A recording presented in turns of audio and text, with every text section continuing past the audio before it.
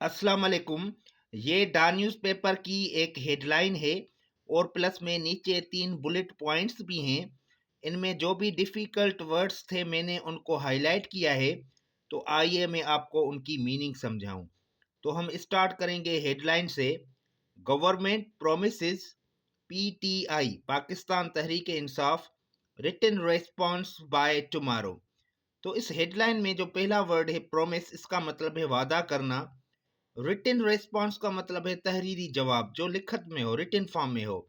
By tomorrow का मतलब है कल तक। तो इस हेडलाइन का मतलब हुआ हुकूमत ने कल तक पीटीआई को तहरीरी जवाब देने का वादा किया।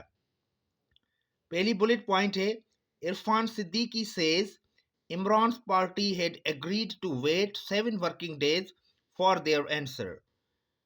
एग्री का मतलब है राजी होना। ये वर्ब का थर्ड फॉर्म है, इसके आगे हेड है। इसका मतलब है ये पास्ट परफेक्ट टेंस है। तो इसका मतलब हुआ इरफान सिद्दीकी का कहना है कि इमरान की जमात 7 वर्किंग दिन इंतजार करने पर राजी थी। दूसरी बुलेट पॉइंट है opposition party demands immediate appointment of new chief election commissioner. Demands का मतलब है मुतालबा करना और ये प्रेजेंट सिंपल टेंस है। इमीडिएट अपॉइंटमेंट का मतलब है फौरी तौर पर तैनाती। तो इस बुलेट पॉइंट का मतलब हुआ अपोजिशन ने फौरी तौर पर नए चीफ इलेक्शन कमिश्नर की तैनाती का मुतालबा किया। लास्ट में पॉइंट है पीटीआई स्पोक्स, इसका मतलब है spokesperson denies rifts after Gandapur replaced. तर्जमान, स्पोक्समैन का मतलब है तर्जमान। डिनाइज का मतलब है तरदीद करना, इनकार करना।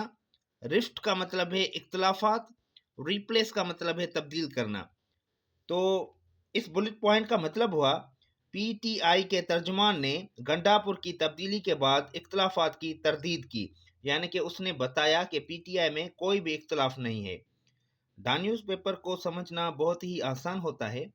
इसके लिए आपको इसको डेली बेस पे पढ़ना होगा। कोशिश करें इनमें जो भी डिफ़िकल्ट वर्ड्स देखें उनको हाईलाइट करें, उनके सिनोनिम्स बनाएं, उनके एंटोनिम्स बनाएं और कोशिश करें कि उनको सेंटेंसेस में इस्तेमाल करें।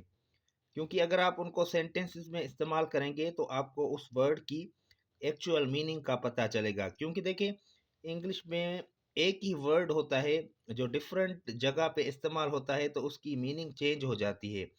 इसलिए हमेशा याद रखें कि जिस वर्ड की हम जो मीनिंग याद करते हैं हर जगह वो मीनिंग नहीं होती, कभी कभी मीनिंग बदल जाती है। तो कोशिश करें उनके सेंटेंसेस बनाएं। सेंटेंसेस बनाने के बाद आपको आसान लगेगा डा न्यूज़पेपर को पढ़ना। और जो CSS की तैयारी कर रहे हैं उनके लिए तो बहुत ही इम्पोर्टेंट होता है। उनको तो डा न्यूज़पेपर पढ़नी होगी क्योंकि उसमें करंट अफेयर्स होता है, बाहर की दुनिया में क्या होता है वो सब कुछ पता चल जाता है। खास करके जो डेट्स होते हैं और जो ईयर्स होते हैं और जो नेम्स होते हैं उनको याद करने की कोशिश करें, इससे आपको बहुत फ़ायदा मिलेगा।